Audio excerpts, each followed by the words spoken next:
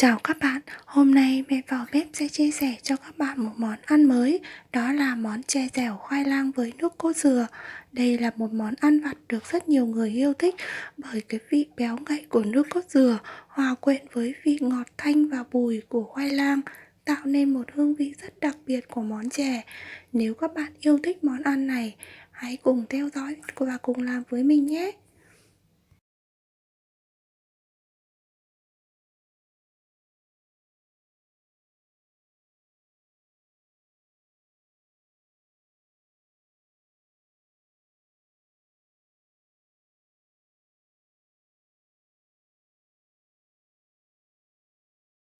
Nguyên liệu chúng ta chuẩn bị gồm khoai lang, nước cốt dừa.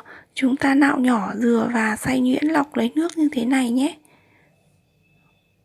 Bột năng, đường. Chúng ta bắt đầu làm nhé.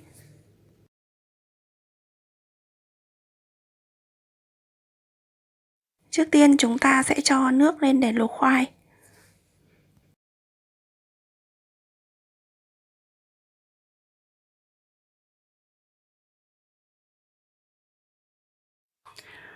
Khi khoai chín thì chúng ta sẽ bóc vỏ và cắt thành lát vừa ăn như thế này.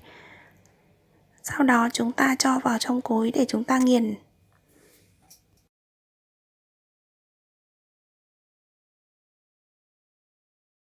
Khi khoai đã nghiền nhỏ thì chúng ta sẽ cho thêm vào một chút nước cốt dừa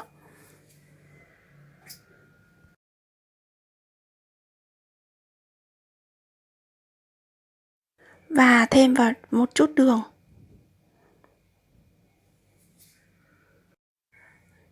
Sau đó chúng ta cho phần bột năng vào.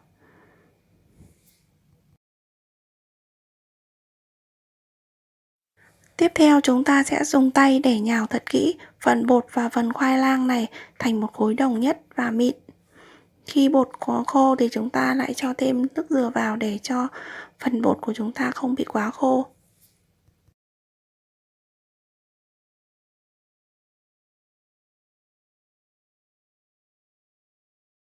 Tiếp theo chúng ta sẽ lăn bột thành một khối tròn như thế này.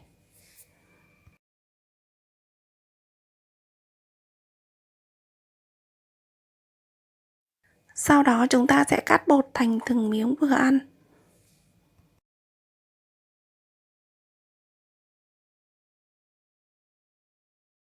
Tiếp theo chúng ta sẽ cho một nồi nước lên để luộc bánh.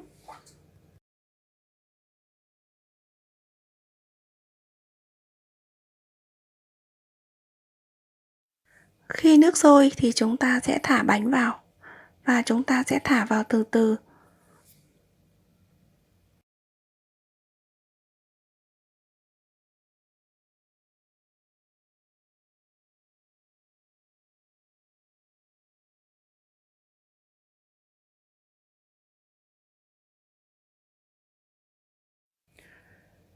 Khi bánh sôi được một lúc và đã nổi toàn bộ lên mặt nước như thế này thì là bánh đã chín. Chúng ta tiếp tục cho phần nước cốt dừa vào trong chè.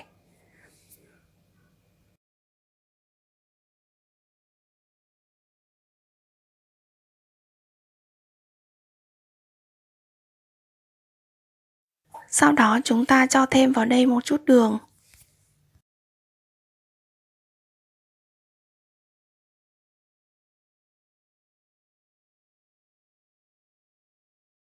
Khi chè sôi trở lại, chúng ta sẽ hòa nước bột năng để đổ vào trong chè, mục đích là làm cho món chè của chúng ta có độ sánh và độ dẻo ngon hơn.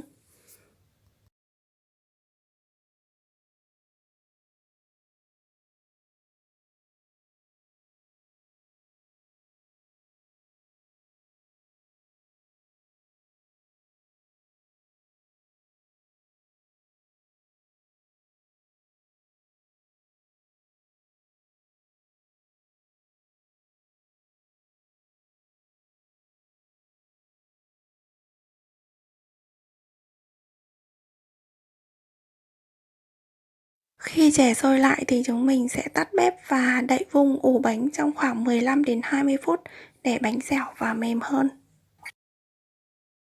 Sau 15-20 phút thì chúng ta đã có thành phẩm. Đây là một món ăn vặt được rất nhiều người yêu thích. Món ăn này sẽ ngon hơn nếu chúng ta cho vào ngăn mát tủ lạnh nhé. Nếu các bạn thấy video của mình hay, hãy cho mình một like và đăng ký kênh để nhận được nhiều video mới từ mình nhé. Nhớ chia sẻ cho bạn bè của mình cùng làm đấy.